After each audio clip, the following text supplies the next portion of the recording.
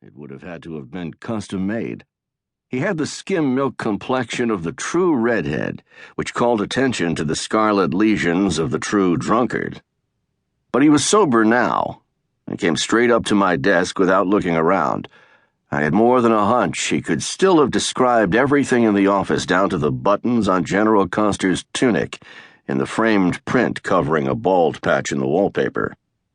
Everyone's eyes are pretty much the same size, despite what you read, but his were lost in his face, bright and blue under bloated lids. I got up to shake his hand. It was too small for his wrist, but it had plenty of torque. "Walker, I know who you are, Mr. Pearman. My TV doesn't work so well since HD, but a memory for faces goes with the job."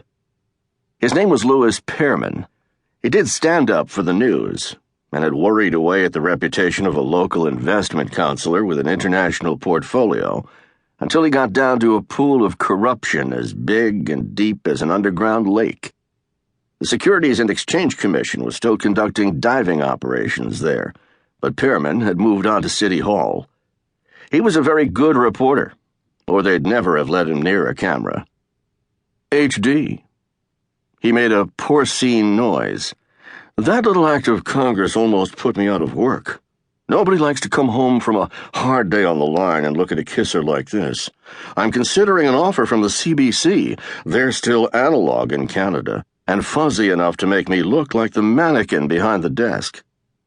But he was pleased to have been recognized. "I didn't call for an appointment. It doesn't look like I'm interrupting much." I was right about his powers of observation. 2 file drawers hung out like dogs' tongues, and the pile on the desk looked unchanged since I'd started 2 hours ago. I'd only just cracked the 21st century. I said, "I'm on hiatus. That's the word, right? Don't ask me. I'm still a print journalist at heart. Stinking shame what's happening to newspapers." "I know. I had to let the parakeet go." That stumped him for half a second. Then his paunch started undulating, and something he thought was a sardonic chuckle came staggering out through his nostrils. He seemed to do most of his communicating through them. "I can see we won't have to break the ice. I don't suppose you have any?" His face took on a hungry look. I opened the safe I never bothered to lock and took out a bottle of Old Smuggler and stood it on the desk. The safe came with the office. I kept a change of shirts in it and the floor plan to the Federal Reserve, but it had looked empty until I moved the scotch there from the desk. That had made room in the deep drawer for cartons of cigarettes. I got out 2 souvenir shot glasses and filled them both. "No ice. Sorry, when they wired this place, it came by horse." He grinned and took a sip. I'd pegged him to put it away in a single, easy down payment, but you don't get far in my occupation being surprised. We sat, he in the customer's chair I'd bolted to the floor to keep the halitosis at bay, and fed quietly from our glasses.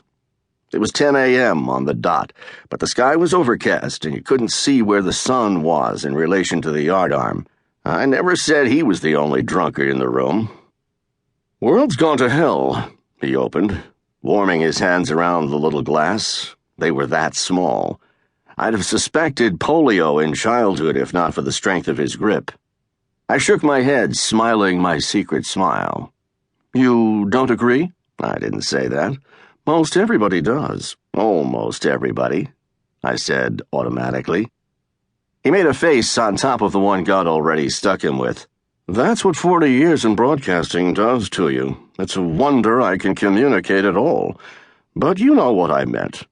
"Not me. I'm in too good a mood. Spring in the air? Cash in my wallet. Same thing. Doesn't look like you splash it around. I put one of those funny new light bulbs in the ceiling fixture just last week." He changed the subject. "I heard most private detectives are ex-cops.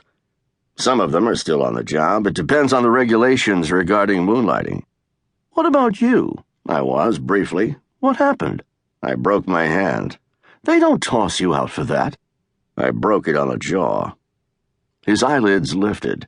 Scratch a journalist, find a news hound. "Whose?" "It's a long story, and I don't feel like being this week's human interest feature.